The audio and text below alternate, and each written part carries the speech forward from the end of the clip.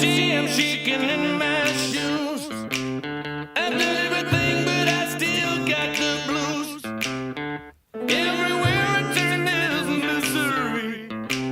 Stuck in the middle of a nowhere street. It's no good, there's no way out. No way out. I find the fair and there's no doubt. There's no doubt that there's no way out. No way out.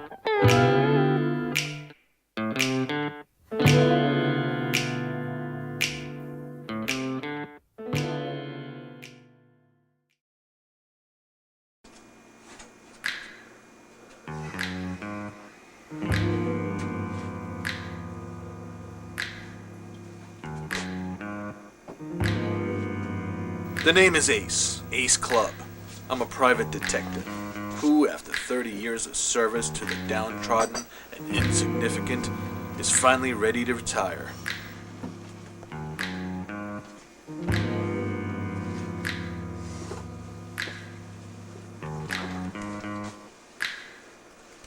My bags are all packed, and the last thing I need is for my phone to ring.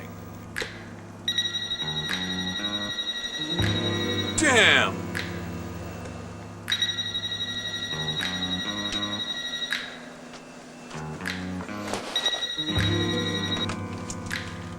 Ace Club here.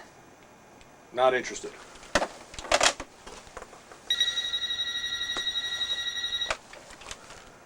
Ace Club here.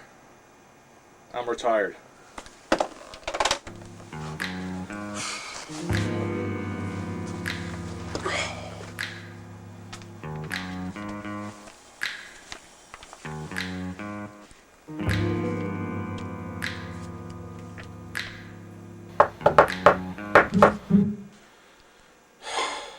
Come in. Mr. Ace Club Detective, I presume. Who wants to know? I am Sheik Abadabadoo of the Farouk estate, representing Padapatapur. I'm retired. Not interested.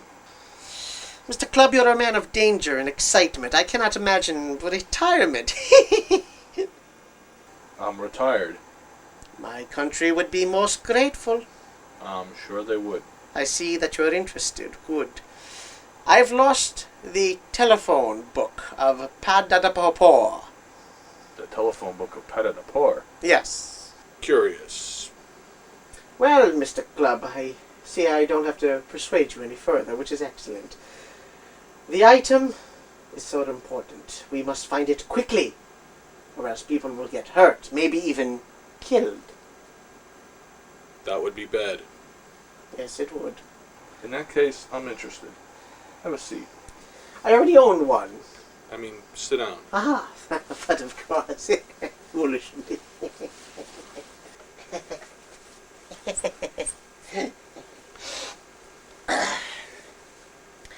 Where should I begin, Mr. Club? The beginning would be helpful. You're a businessman yourself, Mr. Club. Surely you can understand the importance of long-term salvation. Yeah, that's why I'm retiring. Very good, yes, of course. Not yet. Anyway, I fell in love with a girl one day. Her name was Chelsea, Chelsea Cat. Everyone just called her Chelsea. Sometimes I called her Chelsea Cat myself, being her name, that is. Anyway, we had a large, torrid love affair, which included romance and a lot of sex. I don't need to go into any details except, you know. Well, yes, of course, you understand, you being the private dick that you are. Anyway, I decided after seeing Chelsea for 3 days that long-term commitments were out of the question. I told her kindly and gently to get the hell out of my palace. She was upset at this, which shocked me, because I thought I was being so diplomatic about it, but, you know, these American girls. Yeah, yes. Anyway, I had rented a bungalow for Chelsea, which was next door to the palace, near the tool shed. Let me see if I got this straight. Yes. You own a palace, you rented a bungalow. Yes. Well, for Chelsea, you know. Right. You never have the underlings live with you. Right, but you rented it? Well, I'm ashamed to say this, but I'm only a billionaire. I don't have the kind of money to afford to buy bungalows. Gotcha. You understand? Anyway, Chelsea left me, and I was despondent and happy at the same time. I wanted to call my friend Vladimir to explain my situation and my good fortune, I might add. But I noticed the book was gone. I ran to the bungalow, and to my horror, everything was gone. The bungalow, Chelsea, everything. She even took the bungalow? And up went my deposit. You can understand how tough that is. Yeah, they're tough on those deposits. Oh, very good, Mr. Club. Very good.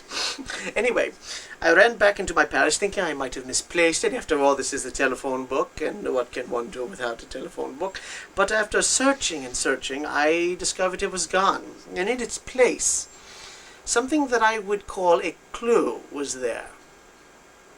And? Oh, sorry. The memory shocked me briefly.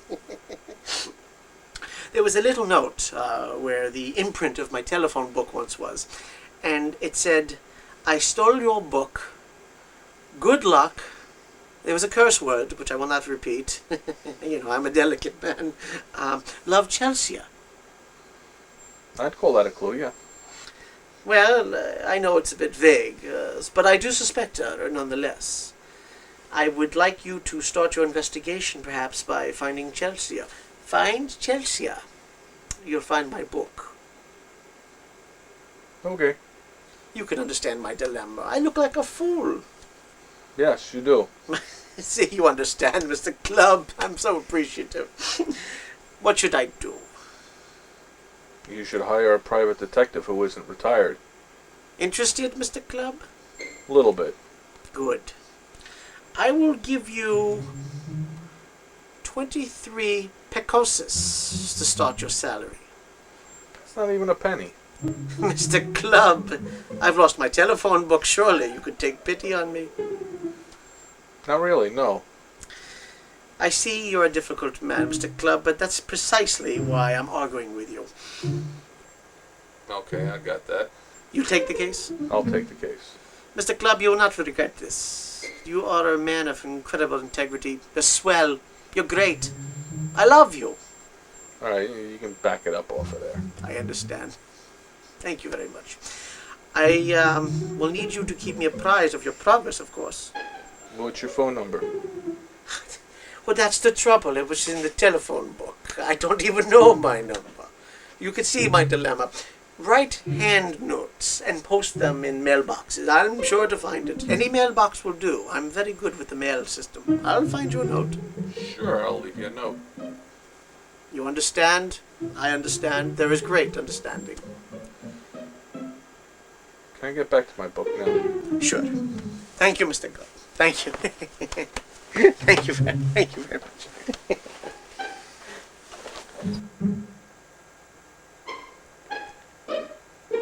I always attract the weird ones.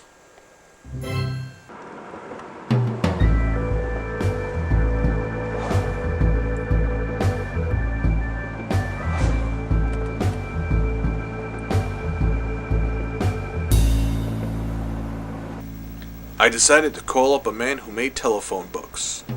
I regarded this as necessary because things that vanish often disappear. Plus, I wasn't sure what a captured telephone book felt like. It was time for an expert opinion.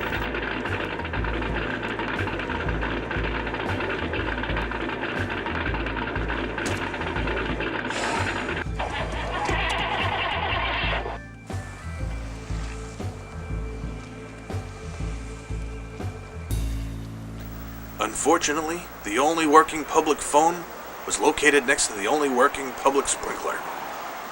I had to take my chances.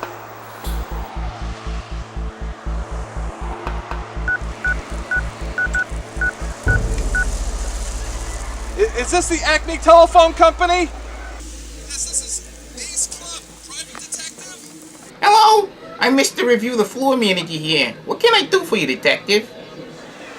Yeah, can you tell me a little bit about how you make the books? Sure. There's computers, and then there's information, and then there's printing involved, and it's all very complicated stuff there. Uh-huh.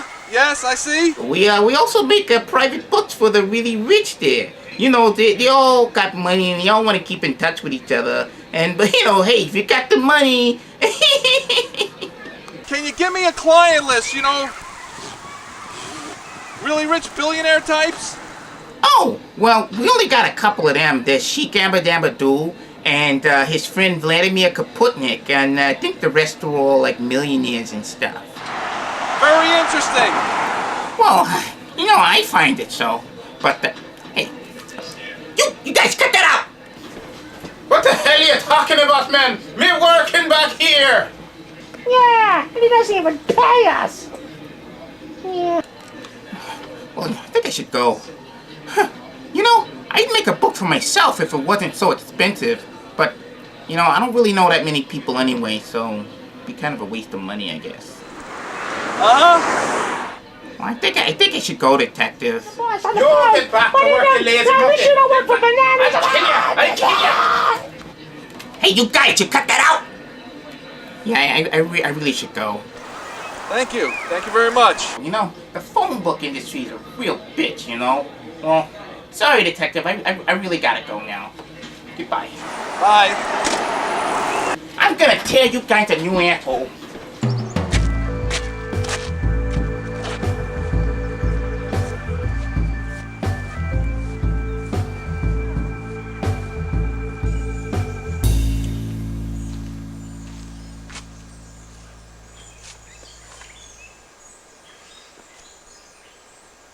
Thank you for seeing me, Vladimir.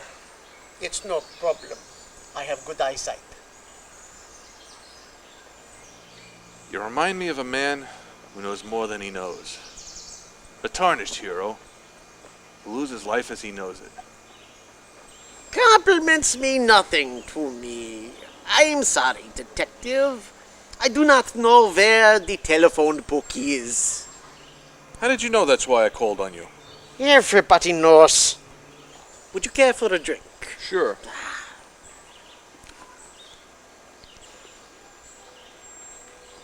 Listen, Vlad. I was always taught that if you do something wrong, you should say so. No matter how bad? Unless you're lying. A straight-out lie is really bad. Like a sister looking bewildered and asking, why would a person ever want to leave home? You're very clever. Like a telephone operator that makes all the right connections.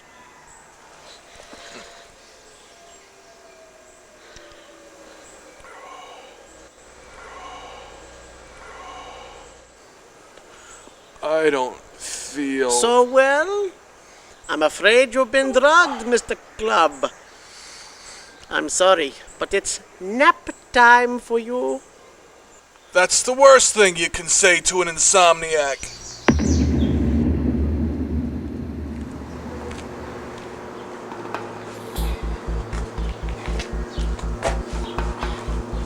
Oh, buddy. Ace! Whoa! Take it easy, buddy. Yeah. Whoa. Whoa. What happened, Ace? You forget to pay the rent? No, more like I forgot to watch what I drink.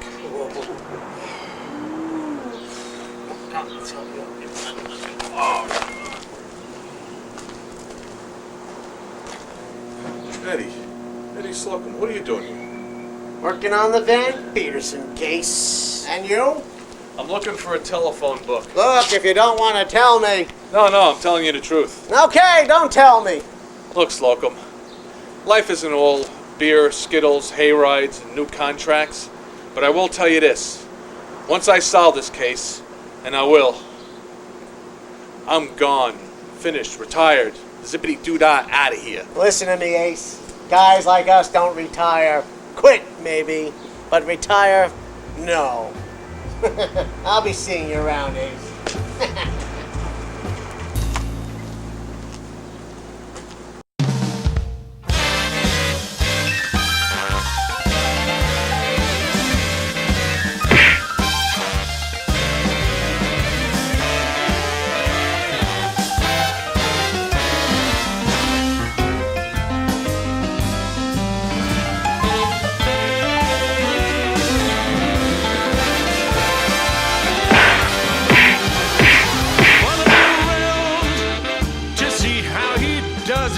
When he breaks your heart to bits, let's see if the puzzle fits so fine. And that's when I'll discover that revenge is sweet, as I sit there applauding from a front row seat. When somebody breaks your heart like you broke mine.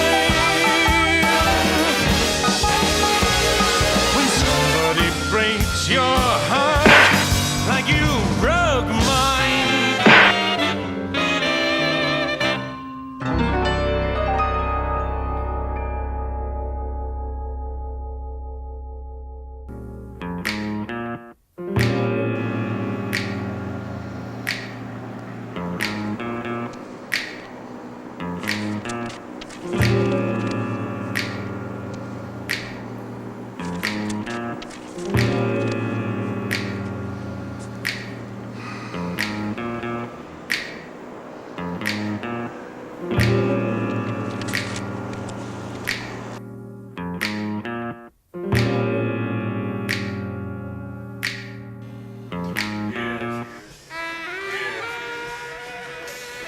Welcome, Mr. Club. Please sit down.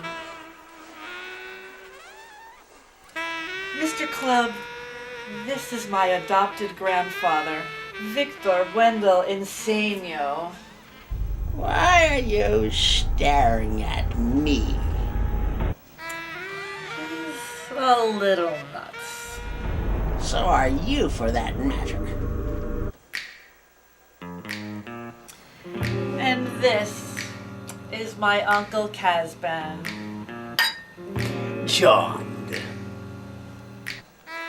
And of course, you know me. Although we just met. Why'd you leave that note for me, Snickles? My friends said it would be a good idea. And it was only a matter of time before you found me, after all. Who are your friends, baby? My friends? My friends are rich, powerful socialites. My friends are mostly alcoholic musicians.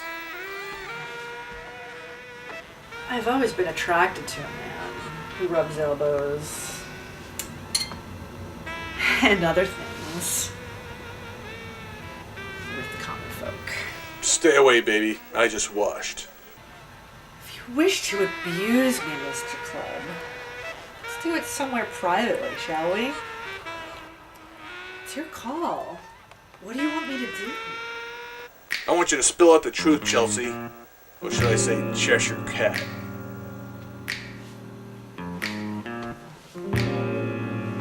Mr. Club, I don't know how you knew about my other identity. Or the fact that I was an exotic dancer. And that my favorite cake is carrot cake. And that I can type 24 words an hour. And I sleep on my right side. And did you know my husband is a very rich and powerful man? Not that he cares about me anymore. I know about the Sheik, Luscious. You do. Did you also know he has twin brothers, Holy Mackerel and Eddie Slocum, the famous detective? Not that he would lift a finger to help his family. Well, I'm not surprised you're not surprised. Any hunk that looks like you sure has to be smart. And I love smart hunks. Stay away, baby. I just ironed my clothes. Stop teasing me. It's not fair, is it, grandfather? It pays to be cautious in France. Boy, is he right. I once bought a whiskey for this young woman I met at the Engineered Chickpeas Association, and by the time the bar had closed, I had joined the Navy and bought a house on the island of Adadu. Yes. Did I mention that the house was made entirely of mashed potatoes? Yes. What happened to you and your ex? You cut right to the chase, don't you? Let's just say he thinks I stole something and now he's after me. If you doubt my story, just ask my grandfather. What would you do if I asked you to marry me? Of course, I hardly needed to ask the question, did I? Yes. Focus, Grandpa. Mr. Clubb, I won't be bullied by your indelicate questions. Believe me, a girl like me has many enemies. But I know how to protect myself.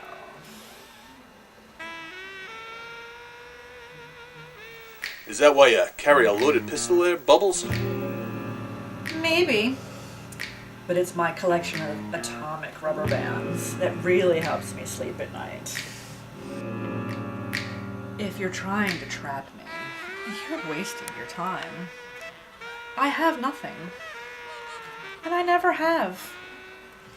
That's my story, and I'm sticking to it. You could do better. You got brains and brawn and nerve, and it's all such a terrible waste, my little lotus flower. You don't believe me. What if I don't believe you? I see, dollface. Oh, right. You relentless bastard! I'll help you. But this isn't easy for me. You understand? Yes, I understand. Go on.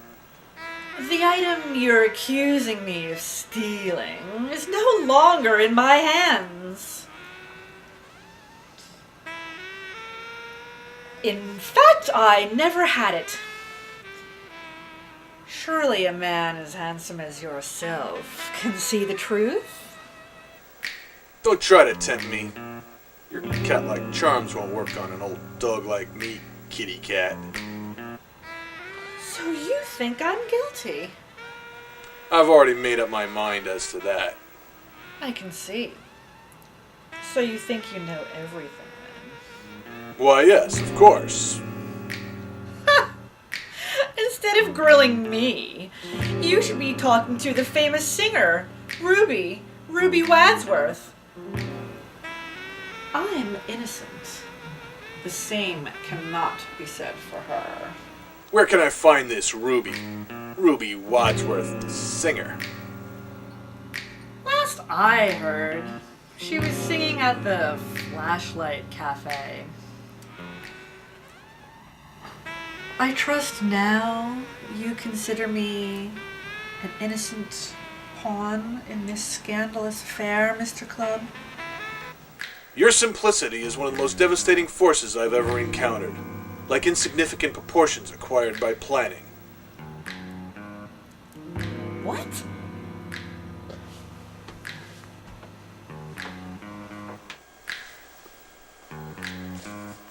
So long, baby.